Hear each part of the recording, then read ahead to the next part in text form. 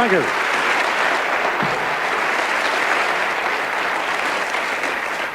You're doing that like you haven't done it before. Thank you. Good evening and welcome to the show. How are you feeling? After the Christmas?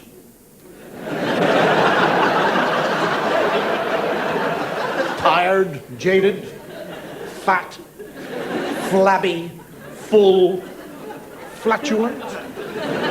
Psychiatrists tell us that 3 of the most stressful times in our life is death of a spouse, moving house, losing a job. Christmas fits in there. Bloody thing starts earlier every year. October, they start talking about Christmas. Beginning of November, the shops are putting up decorations. People are talking about it. Done your shopping? No.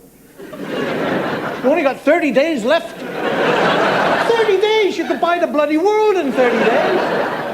You don't say that about anything else, do you? Somebody's birthday, they don't say, I gotta go shopping, it's your birthday next month. Sunday lunch, you don't say it on a Monday, do you? Christ, I've only got 6 days to buy the meat. Whole nation goes into a countdown. They're all one around 28 days, 26 days, 22 days, 18 days. We've only got 18 days. 2 days, 2 days. We go into a kind of panic buying. Siege mentality sets in. People are running, I gotta buy it, I've gotta buy it, I gotta buy it. It's got tinsel, it's got a holly on it, I gotta buy it, I gotta buy it. It's a piece of shit, I know, but I gotta have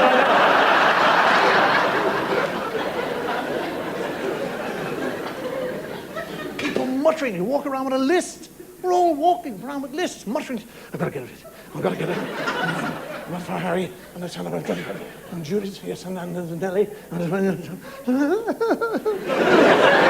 Aunt Sheila. Oh, Christ, I've forgotten Aunt Sheila. Oh, my God, Aunt Sheila, oh, my God.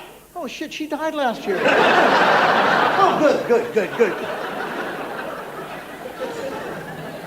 I don't know why I shop. I don't know why I shop. All my kids are growing up. All my nieces and nephews are growing up. My godsons, goddaughters, they're all growing up. They don't want presents. They want money. I should do my shopping in the bank.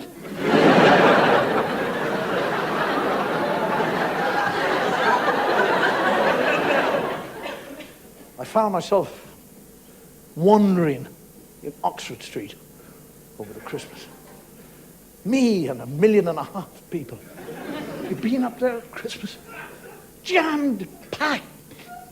A mass of bodies, all pressed together, all going nowhere. You just get taken along. You have no say in this matter. You get in anybody. You cross the road. You go into bloody shops. You don't want to come out. Come out. You go over the. You're just like a turd on the tide.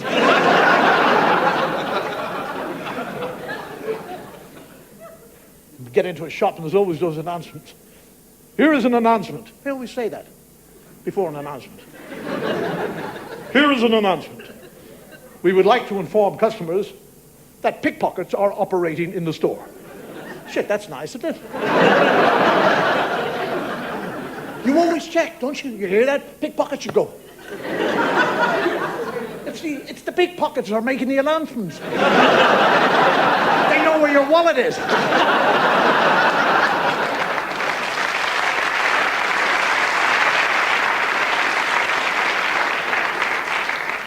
Let me tell you something else about crowds. There is a sexual, psychological deviant at work in crowds. People who derive sexual pleasure by rubbing themselves up against you through their clothes. They get an orgasm. It's called frotting. Isn't that great? You're out Christmas shopping. What are you? What are you doing, you bastard? What are you having an orgasm, you filthy swine? No, I'm picking your pocket. Oh, that's all right.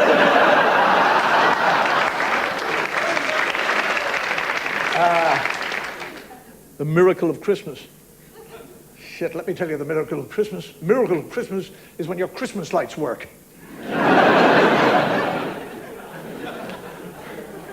I'll tell you another miracle of Christmas, when it doesn't snow.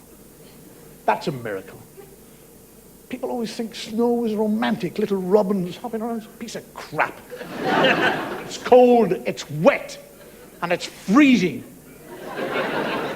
It's frozen water. If somebody threw frozen water on top of you, you'd kick the shit out of them.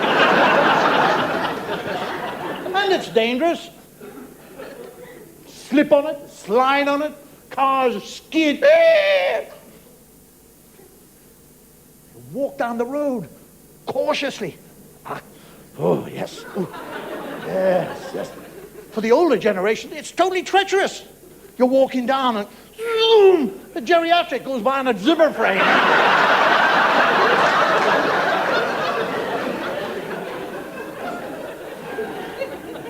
Cards, there's another. Just, Christmas is such, it lays the guilt on you all the time. Cards. Every year, I say, I'm not sending any cards this year. And all my friends say, I'm not sending any cards this year. And we all agree, I'm not going to send any cards this year.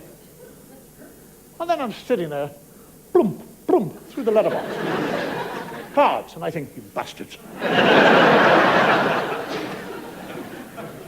Bloom, bloom, bloom. And then I think, no, I'm not going to. I said I'm not going to send any cards.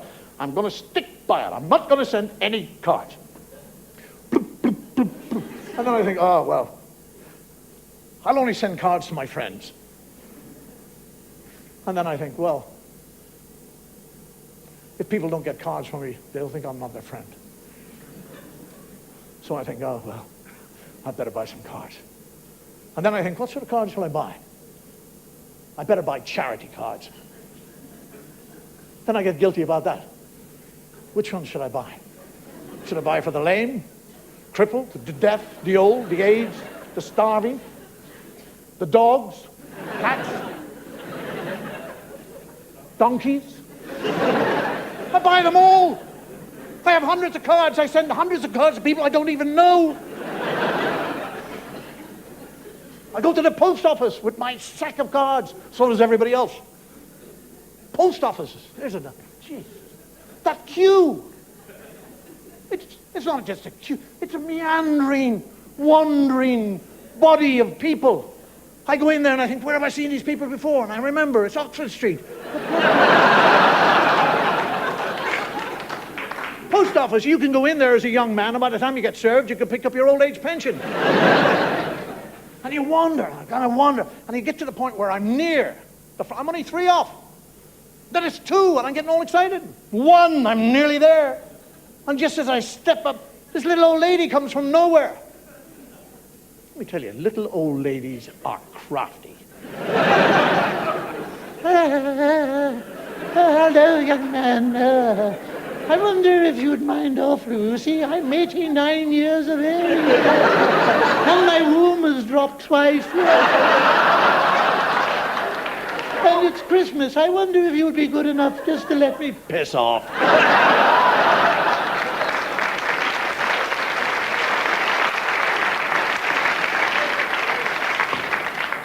Church bells. The only day I get to lie in is Sunday. Church bells ring, so they get me all the year. Now it's Christmas, those bloody things are banging all the time. They're there to actually inform people the service is about to start. I think where I live, they're all dead. The bells just go on forever. Now, I don't mind bells, but what I don't like is what happens when bells bell. Because I have a next-door neighbor who has a basset hound. Now, this bastard would bark at a falling leaf. You ever listen to a basset bark? They don't bark. They bark like they're hollow. Boom,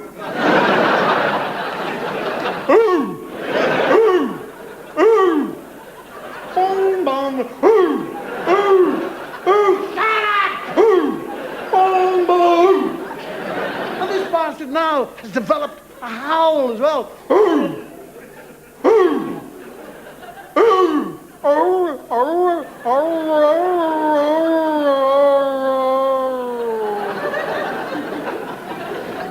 Now, okay, Okay, so that's the Basset, so I can take that.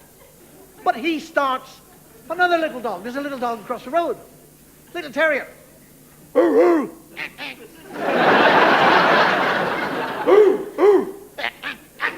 he's and then another one.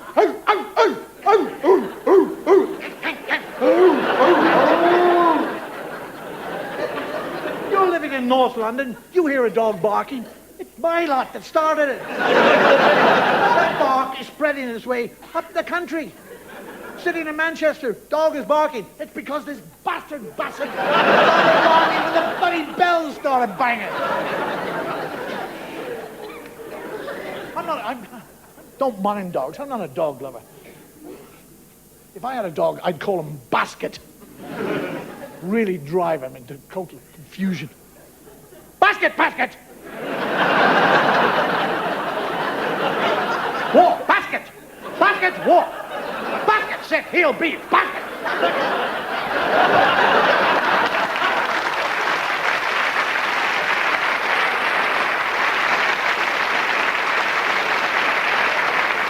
People say, animal lovers, they always say things, he understands every word I say. Crap. He's sitting looking at you thinking, I wonder what he's saying. What they do understand is the tone of the voice. That's what they understand. If you speak nicely to a dog, it's got throttle to do with what you say. You say, hello, Rex. I'm going to get some scissors and cut your ghoulies off. You go.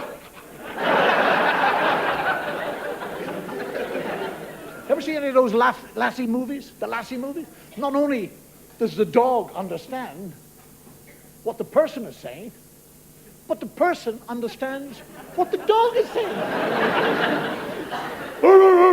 Hello, Lassie. He wants us to go with him. Where? The bridge? Which bridge? The bridge by the river.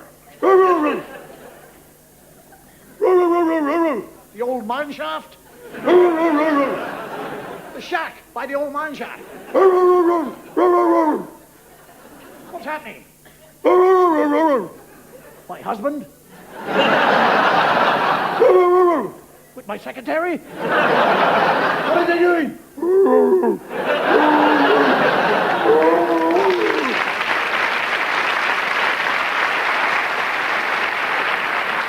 Kind of stupid presents. The big present this year, I noticed, was magic eye books, where you have pictures made up of dots, spots. Half the country is kind of sitting on Boxing Day, pissed out of their minds. Can you see it? You see it? Look, Granny, look, just, Granny, put it up your nose and take it away. And you have people. Have a look at it through the glass. They go outside and hold it up against the window. If I was going into that business, I'd have pornographic ones. Can you see this, Granny? Look at this, Granny. Oh, it's big, isn't it? Can you see that? Stupid present somebody gave me years ago. A pen that could write underwater. What in the name of Christ would you want a pen to... What would you write on? If you did write on something, what would you write? Help, I'm drowning you. A friend was showing me his watch that he's got for Christmas. Now, watches used to be for the purpose of telling you the time. That was it. This watch speaks. And he's telling me it speaks. I said, how do you mean it speaks? He said, I just do that, like that, and I activate this little lever there, and the watch goes 3:34. 3:34 in 10 seconds. 3:34 in 20 seconds. I said, well, why would you want that? Well, he said, it just saves time. What do you mean you save time? He said, I don't have to do that. I can just walk down the road. Got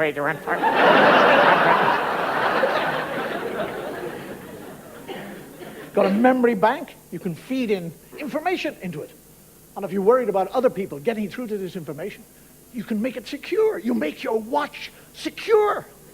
You give it a password that only you and the watch knows. Can you imagine getting pissed, not remembering the password? What time is it? I don't know. What time is it? What's the password? It can tell 29 time zones throughout the world. He's proud of this. I can tell the time throughout the world. I can tell you the time in Sydney, Tokyo, San Francisco, Mexico. Why? I live in London. I don't want to know what time it is in Mexico. Can you imagine walking down the road and somebody says, what time is it? Mexican time or is it Japanese? Piss off, you prick.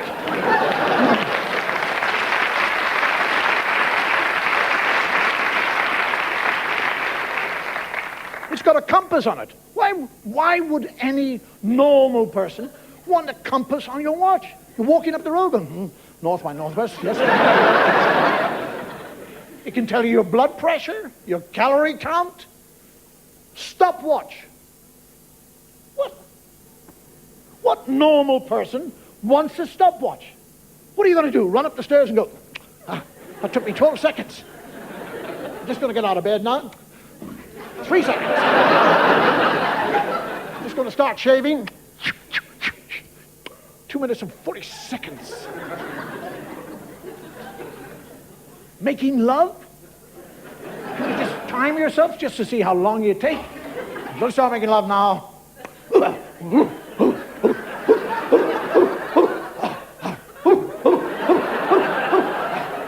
Blood pressure's going up. Calorie count's going down. Oh God! Oh yes! Yes! Yes! Yes! Yes! Yeah! 11.7 seconds.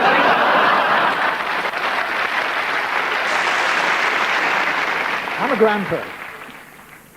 And I didn't think I'd ever say that.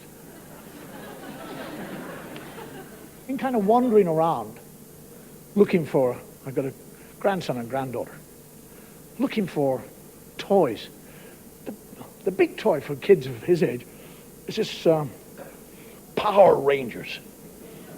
Isn't it extraordinary how those things take over? The entire population of 9-year-olds or 7-year-olds or 6-year-olds is going around all the time kickboxing. You see any kid do it? And the word xiao, shi, shou, shash, shu, ya, xia. What's your name? Xia, shu, yes. You go to school? Lao, xia, sha. What are they feeding these kids on? High-octane fuel? Girls' toys, much easier, they're much more traditional. They're more kind of domestic in content. They're kind of vacuum cleaners, ironing boards, and washing machines. I think it would be actually great if you could make those toys a bit more efficient. Yeah, just tell the kid to go and play, and he could clean up the house for you. Action Man. He's come back in. He's popular again. Have you seen him? That expression on his face? It's like he hasn't had a shit for a year.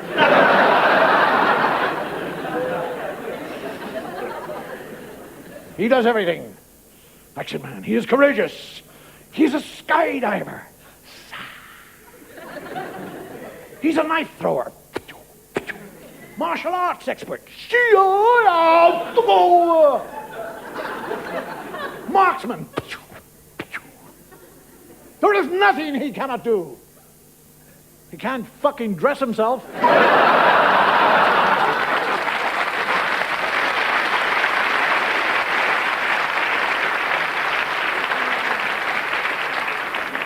I asked this lady, I said, why do kids like this thing?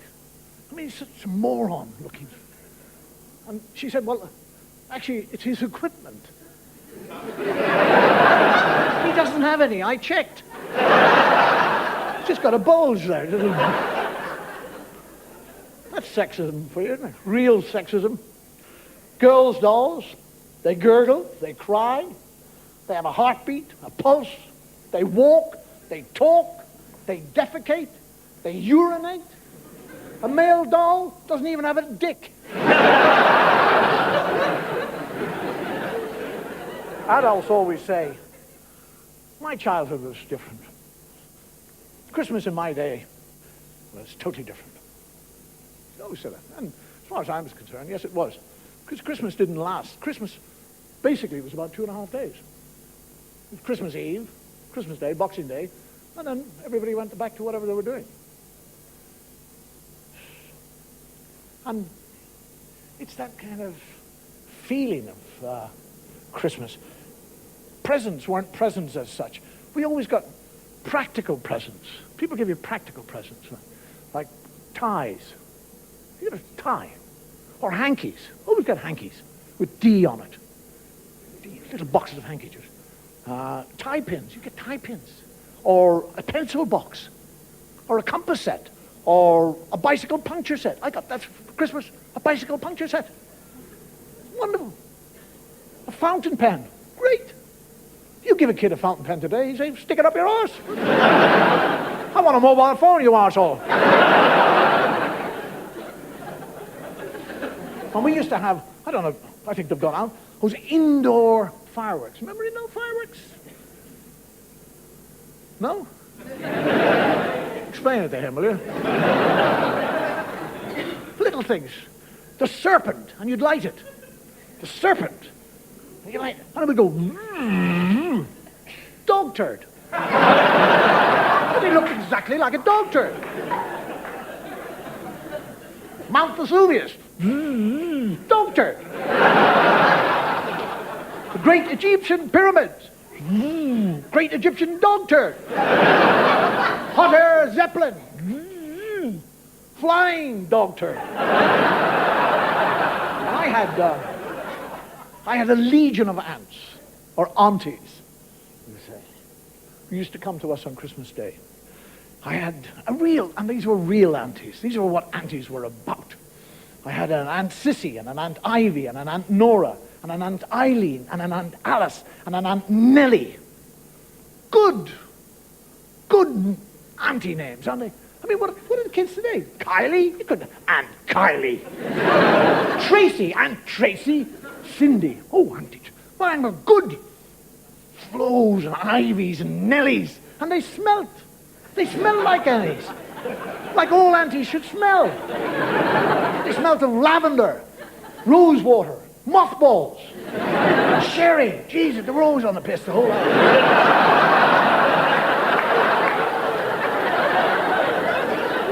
I think all these aunties of mine, they actually had an agreement with the Irish Wool Marketing Board. Because any present they gave you, they knitted.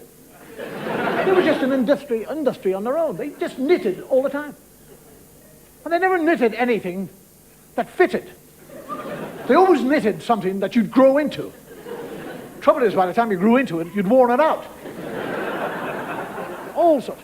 Scarves, gloves, socks, mittens, jumpers. You put your jumpers on, and the bloody arms would be down there. My mother would walk around with a plate full of biscuits. It was like tea time at the Elephant House.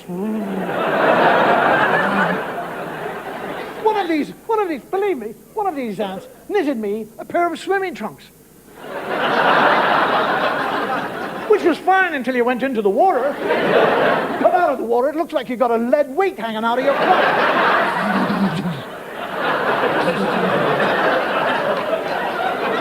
I'm thinking, I hope I grow into this.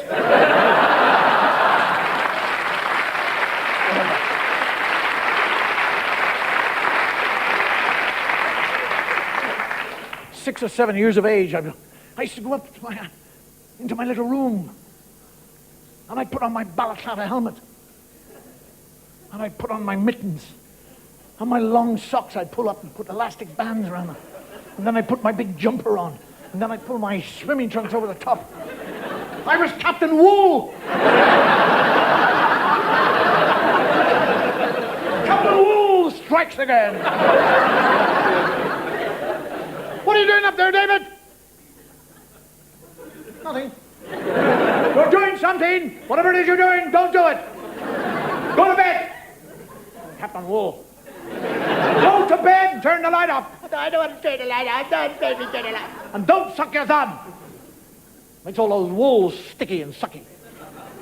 Shit of life. When I was a kid, growing up, there's the family, what they call a family curfew. Did you ever go that? You have to be in by a certain time. My father would say, where are you going? I said, I'm going to a party. Where is it? I said, it's my friends. Right. What time does the party start? 7:30. 7:30, right. Okay, I want you back here at 10 o'clock. All right? 10 o'clock. What time did I say? He said 10 o'clock. And what time do I mean? 11:30? No, I don't! I said 10 o'clock, and I mean 10 o'clock. And when I say 10 o'clock, it is what is meant as 10 o'clock. It is not 1 second past 10 o'clock, or 2 minutes past 10 o'clock, or 5 minutes past 10 o'clock. It is 10 o'clock. And let me tell you something, little smart fellow. It makes no difference. If you come in after 10 o'clock, you're in trouble. If it's 3 o'clock or 10 o'clock, you're still in the same amount of trouble, okay? Okay. Okay, go and have a good time. And I'm at the party, and I say to somebody, I say, what time is it? It's 11:15, and I go, oh, shit! Oh, Christ, I'm in murder. Oh, they'll murder me. Oh, well, I might as well stay till 3 o'clock. Have you ever been in that situation of coming home at 3 o'clock? Walking. You arrive at the house, and it's in darkness. And you're thinking, oh, please God. Please God. Oh, please God. Let them be dead.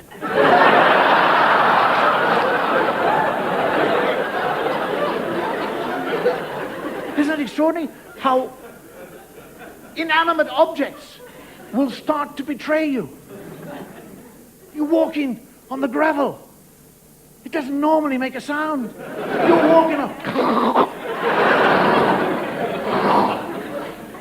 The dog, I had a dog which never barked.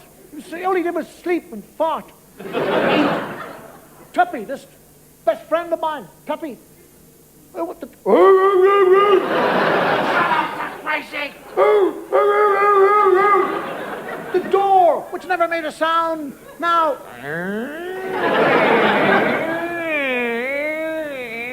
How do you come in? Have you noticed when you're like that? You breathe through your mouth. Have you noticed that?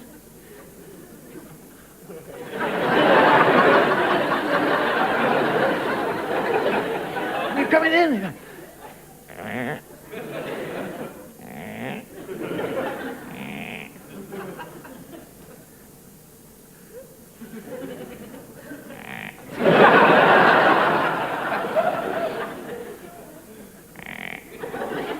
Every floorboard is a bloody Judas. You're walking down the corridor, and suddenly the lights go on. And there they are, the two of them, sitting, waiting for you. Himmler and Goebbels. What time do you call this? What? What? 3 o'clock. Is that right?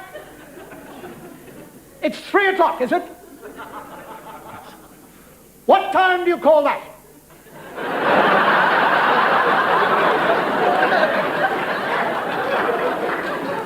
3 o'clock? I know it's 3 o'clock. Who the hell do you think you're talking to? I'm talking to you. I know you're talking to me, but who do you think I am?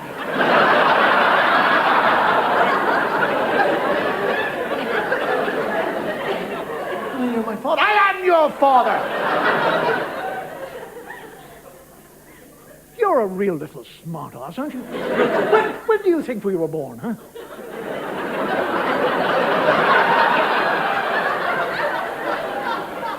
I've only been out a few hours. They don't know who they are, what time it is, or when they were born.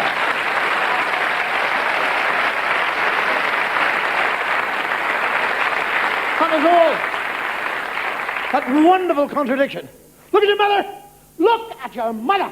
Your mother was worried sick. Absolutely worried sick. Terrified. You're out there in the dark. Don't you have any idea that things can happen to you out there? You can be attacked, murdered, beaten up, you little bastard.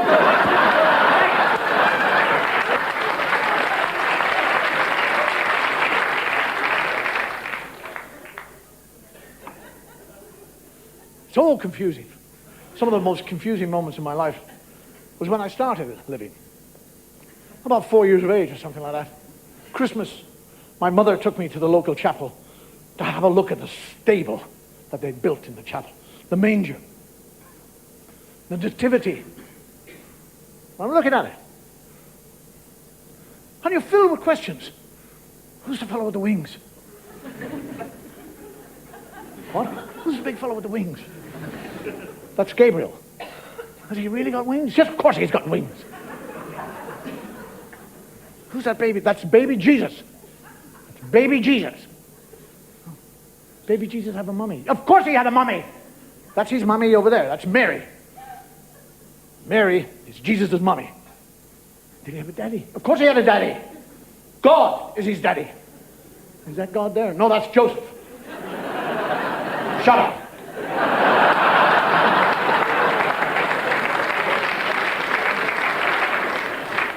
I feel very sorry for Joseph.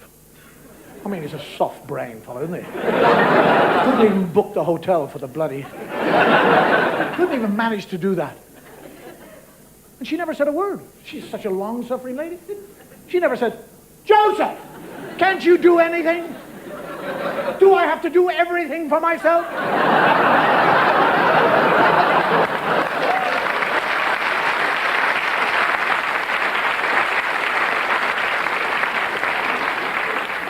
Imagine Joseph going to the hotel keeper. Got a room? No, I'm sorry. We don't have any rooms. We have no rooms.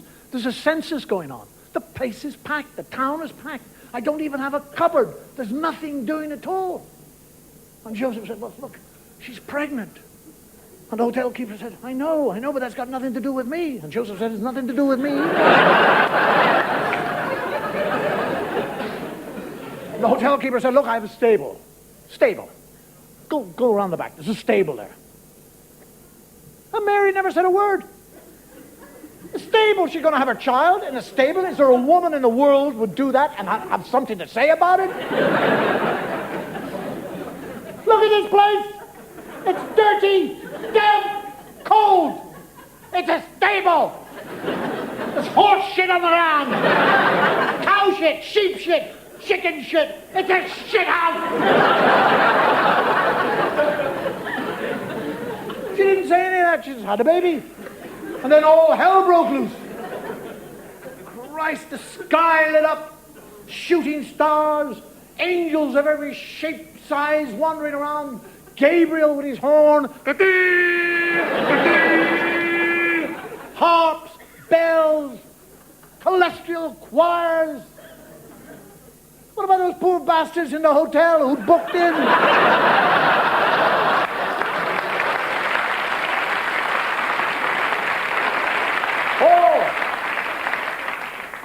All of them sitting in there. Bloody noise! Shut up down there! The animals all joined in.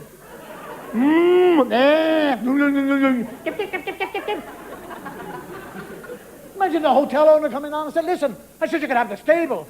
I didn't say you could party all night. And the shepherd's dog running up to Joseph and going, what?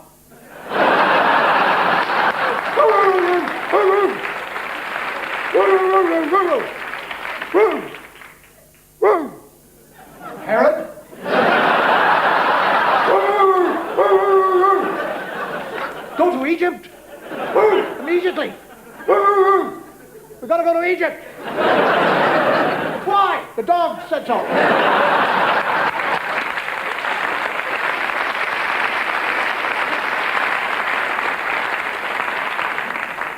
God, Jesus. Ladies and gentlemen, I'm going away now. Listen, thanks very much for being a lovely audience. You've been a great pleasure to work to. Take care. Have a continued good holiday. Take it easy now. Just rest and relax. Because New Year's on the way.